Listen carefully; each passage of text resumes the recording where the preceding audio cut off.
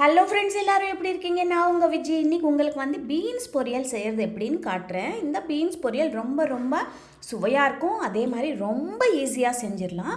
Beans ரொம்ப நார் சத்து இருக்கிற ஒரு காய்னால் நம்ம ஒரு வாரத்தில் ஒரு வாட்டியாவது இந்த பீன்ஸு நம்ம சாப்பிட்ற உணவில் சேர்த்துக்கிட்டால் ரொம்ப ரொம்ப உடம்புக்கு நல்லது. இந்த பீன்ஸ் நல்லா நாரெல்லாம் எடுத்துகிட்டு சின்ன சின்ன பீஸாக அழகாக இந்த மாதிரி கட் பண்ணி வச்சுக்கோங்க. எவ்வளோ பீன்ஸ் எடுக்கிறீங்களோ அதுக்கு தகுந்த மாதிரி நம்ம தேங்காய் இதில் யூஸ் பண்ண போகிறோம். இப்போ நான் இந்த ஃபுல் ஒரு 1/4 கிலோ அளவுக்கு பீன்ஸு நல்லா நாரெல்லாம் எடுத்துகிட்டு க்ளீனாக வாஷ் பண்ணிவிட்டு கட் பண்ணி வச்சுருக்கேன். எவ்வளோ அழகாக இருக்குது பாருங்கள். அந்த பீன்ஸ் பார்க்குறதுக்கு குட்டி குட்டியாக கட் பண்ணிங்கன்னா சீக்கிரம் வெந்துடும். நம்ம ஒரு குக்கரில் இந்த பீன்ஸ் எடுத்துகிட்டு கொஞ்சோண்டு தண்ணி தெளிச்சிட்டு ஒரே ஒரு விசில் வர வரைக்கும் இது வேக வச்சு எடுத்து வச்சுக்கலாம். அப்புறம் கடாய் சூடு பண்ணிவிட்டு இதில் 2 ஸ்பூன் தேங்காய் எண்ணெய் விட்டுக்கோங்க. பீன்ஸ் பொரியலுக்கு எப்போவுமே தேங்காய் எண்ணெய் தாங்க நல்லாயிருக்கும். இப்போ இதில் கடுகு போட்டுக்கோங்க, ஜீரகம் போட்டுக்கோங்க. கடுகு நல்லா வெடித்து இதானதுக்கப்புறம் ஜீரகம் போட்டுக்கோங்க.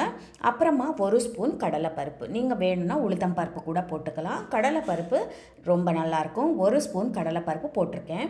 நீங்கள் பூண்டு சேர்க்குறதா இருந்தால் இந்த டைமில் பூண்டு ஒரு 10 பல் பூண்டு சேர்த்துக்கலாம்.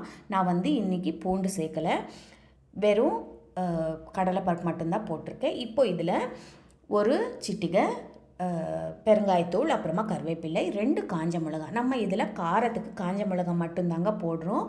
நல்லாயிருக்கும், ரொம்ப நல்லாயிருக்கும். ரொம்ப காரம் இல்லாமல் நல்லா சட்டிலாக ரொம்ப டேஸ்டியாக இருக்கும். இப்போ இந்த காஞ்ச மிளகாய் போட்டதுக்கப்புறம் நல்லா ஒரு வாட்டி ஃப்ரை பண்ணிக்கோங்க.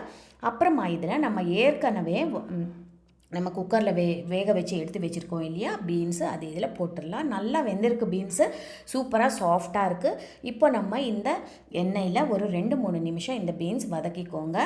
வதக்கினதுக்கப்புறம் இதுக்குள்ளே நம்ம ஒரு பாதி மூடி தேங்காய் நல்லா துருவி வச்சுருக்கேன். நான் தேங்காய் ஃப்ரெஷ்ஷாக இருந்தால் தாங்க இந்த பீன்ஸ் பொரியல் சூப்பராக இருக்கும்.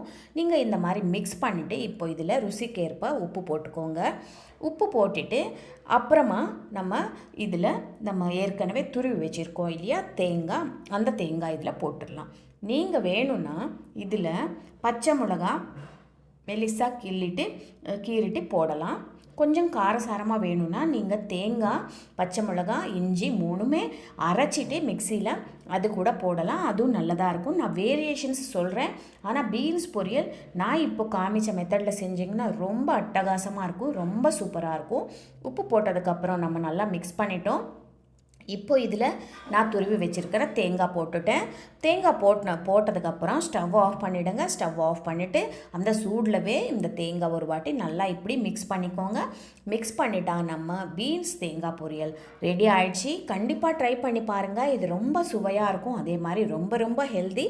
நம்ம 2 ஸ்பூன் எண்ணெய் தான் விட்டுருக்கோம். அதனால் ரொம்ப ஹெல்த்தியான ஒரு பொரியல். கண்டிப்பாக ட்ரை பண்ணி பாருங்கள். ஃபஸ்ட் டைம் சேனல் பார்க்குறீங்கன்னா கண்டிப்பாக சப்ஸ்கிரைப் பண்ண மட்டும் மறக்காதீங்க. அடுத்த வீடியோவில் சந்திக்கிறேன். உங்கள் விஜி.